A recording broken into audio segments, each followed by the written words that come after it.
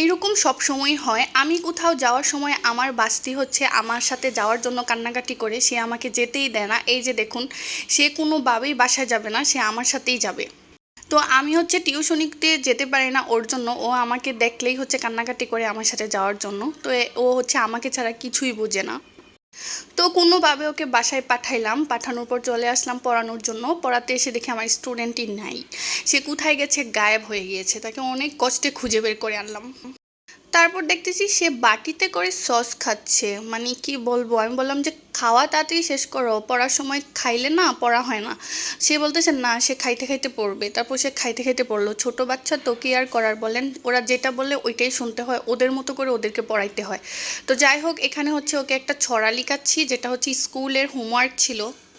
এই ছড়াটাও খুব ভালোভাবেই পারে, তারপরেও আবার দিলাম যেহেতু স্কুলের হোমওয়ার্ক। তারপরে এসে দেখলাম আরেক স্টুডেন্ট, সে শুয়ে শুয়ে পড়বে, তার নাকি বসে বসে পড়তে ভালো লাগতেছে না, সে শুয়ে শুয়েই পড়বে। তো কি আর করার বলেন, ছোট বাচ্চা যেভাবে পড়তে চায় সেভাবেই তো পড়াইতে হয়, তাই না? এই জন্যই তো ছোট বাচ্চা পড়াইতে এত বিরক্ত লাগে, কথা শুনে না।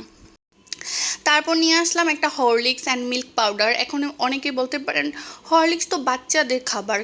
আচ্ছা, হরলিক্সের গায়ে কোথাও কি লেখা আছে জাস্ট ফর বেবিস? লেখা নাই তো, তাহলে এটা বাচ্চাদের খাবার কিভাবে হলো? এটা বড়রাও খেতে পারবে। তো যাই হোক, আমি হচ্ছে ভাবছিলাম যে হরলিক্সটা মনে হয় আগের মতোই মজা হবে, ছোটোবেলায় যেভাবে মজা লাগতো হরলিক্স, এখনও মনে হয় ওই রকম মজাই হবে এটা। কিন্তু বিশ্বাস করেন, একটুও মজা ছিল না, অনেক বেশি পাতলা হয়ে গিয়েছিল। মনে হয় পানিটা কম দিয়ে দিয়েছিলাম, দুধও কম দিয়ে দিয়েছিলাম, এই জন্য হয়তো এটা খেতে এরকম পাতলা হয়েছিল, আর একটু মজা লাগতেছিল না। তো ভাবলাম যে একটা মিল্ক মেরি বিস্কুট এটার সাথে মিক্স করে এটাকে একটু থিক করি, তাহলে হয়তো খেতে অনেক বেশি মজা লাগবে। এখন অনেকেই বলবেন এ কি অদ্ভুত খাবার, হরলিক্সের সাথে বিস্কুট হচ্ছে একদম মিক্স করে খাচ্ছে। আসলে এটা আপনাদের কাছে অদ্ভুত মনে হলেও এটা কিন্তু খেতে খুবই মজা।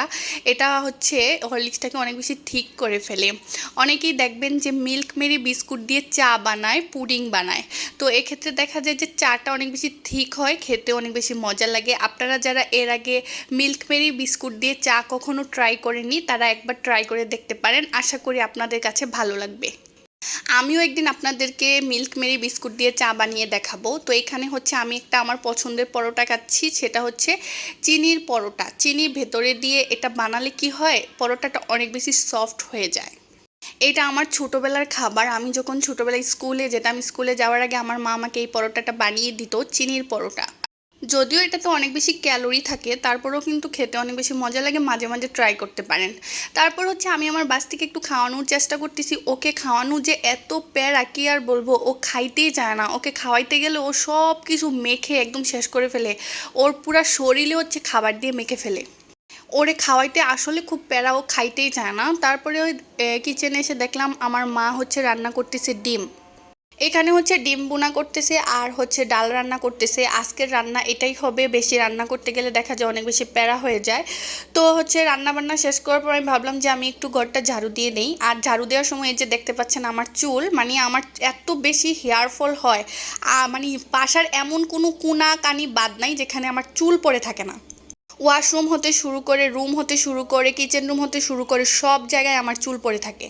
তো আমার এই চুল পড়া বন্ধ করার জন্য কি ইউজ করলে ভালো হবে, আপনারা যদি কেউ জানেন অবশ্যই কিন্তু আমাকে কমেন্ট করে জানাবেন।